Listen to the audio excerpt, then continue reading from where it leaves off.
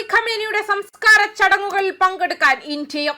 ഇറാന്റെ പരമോന്നത നേതാവ് ആയത്തുള്ള സയ്യിദ് അലി ഖമേനിയുടെ സംസ്കാര ചടങ്ങിൽ ഇന്ത്യൻ സർക്കാരിനെ പ്രതിനിധീകരിച്ച് Bihar governor lieutenant general Syed Ata ഹസ്നൈനും കേന്ദ്ര വിദേശകാര്യ സഹമന്ത്രി പബിത്ര മാർഗരിറ്റയും പങ്കെടുക്കുമെന്നാണ് റിപ്പോർട്ടുകൾ.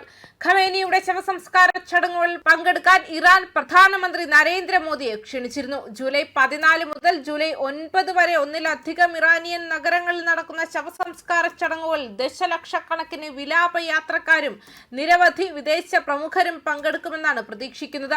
ഒരാഴ്ച നീണ്ടു നിൽക്കുന്ന ആഘോഷങ്ങൾ ടെഹ്റാനിൽ ആരംഭിച്ച് ആയത്തുള്ള അലി ഖമേനിയുടെ ജന്മസ്ഥലവും ഷിയ ഇസ്ലാമിന്റെ ഏറ്റവും പുണ്യ നഗരങ്ങളിലൊന്നുമായ മഷ്ഹാദിൽ അദ്ദേഹത്തിന്റെ ശവസംസ്കാരത്തോടെ അവസാനിക്കും.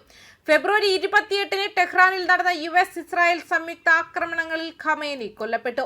ഇറാനിയൻ അധികൃതർ പറയുന്നതനുസരിച്ച് ജൂലൈ 4, 5 തീയതികളിൽ ടെഹ്റാനിലെ ഗ്രാൻഡ് മൊസല്ല സമുച്ചയത്തിൽ ഖമേനിയുടെ മൃതദേഹം പൊതുദർശനത്തിന് വയ്ക്കും. പൊതുജനങ്ങൾക്ക് അന്തിമോപചാരം അർപ്പിക്കാൻ ഇത് അനുവദിക്കും. ജൂലൈ 6 ഒരു സംസ്ഥാന ശവസംസ്കാര ഘോഷയാത്ര ഷെഡ്യൂൾ ചെയ്തിട്ടുണ്ട്. ഔദ്യോഗിക ദുഃഖാചരണ സമയത്ത് ടെഹ്റാൻ പ്രവിശ്യയിലുടനീളം പൊതു അവധികൾ പ്രഖ്യാപിച്ചു. അതേസമയം മുൻ പരമോന്നത നേതാവ് ആയത്തുള്ള അലി ഖമേനിയുടെ വിപുലമായ വിലാപയാത്രയ്ക്ക് രാജ്യം ഒരുങ്ങുമ്പോൾ ലോകത്തിന്റെ കണ്ണുകൾ മുഴുവൻ ഒരൊറ്റ മനുഷ്യനിലേക്കാണ് നീളുന്നത്. ശത്രുക്കളുടെ സകല വ്യോമാക്രമണങ്ങളെയും അതിജീവിച്ച് ഇറാന്റെ പുതിയ പരമോന്നത നേതാവായി ചുമതലയേറ്റ മുസ്തഫ ഖമേനി ഒടുവിൽ ആ ജനസാഗരത്തിന് മുന്നിലേക്ക് നേരിട്ടിറങ്ങുന്നു.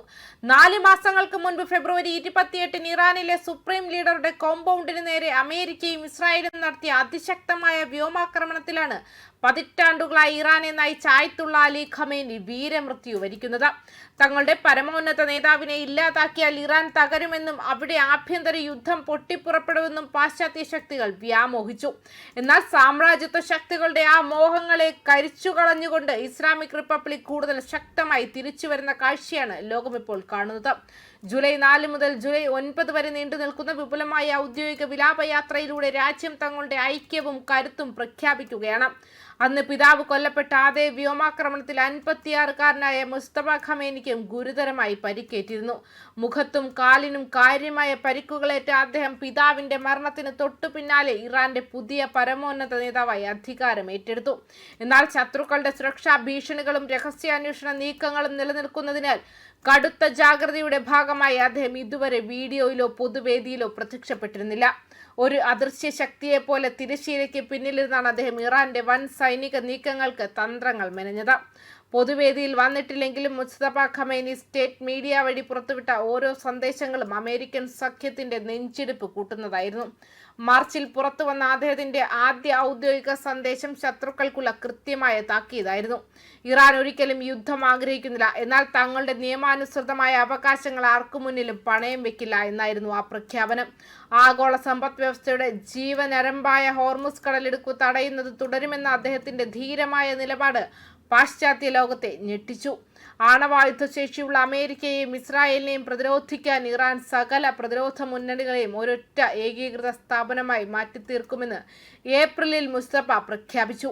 ഹോർമുസ് കടലിടുക്കിന്റെ നിയന്ത്രണം ഒരു പുതിയ തന്ത്രപരമായ ഘട്ടത്തിലേക്ക് മാറ്റിയ അദ്ദേഹം അയൽ രാജ്യങ്ങളോട് സൗഹൃദം പങ്കുവെക്കുമ്പോൾ തന്നെ അമേരിക്കൻ സൈന്യത്തിന് ആതിഥേയത്വം വഹിക്കുന്ന താവളങ്ങൾക്കെതിരെ കടുത്ത സൈനിക ഭീഷണി നിലനിർത്താനും മറന്നില്ല. ഈ മാസ് നയതന്ത്രം ഇറാന്റെ പരമാധികാരത്തിന് വൻ സുരക്ഷയാണ് ഉറപ്പാക്കിയത്.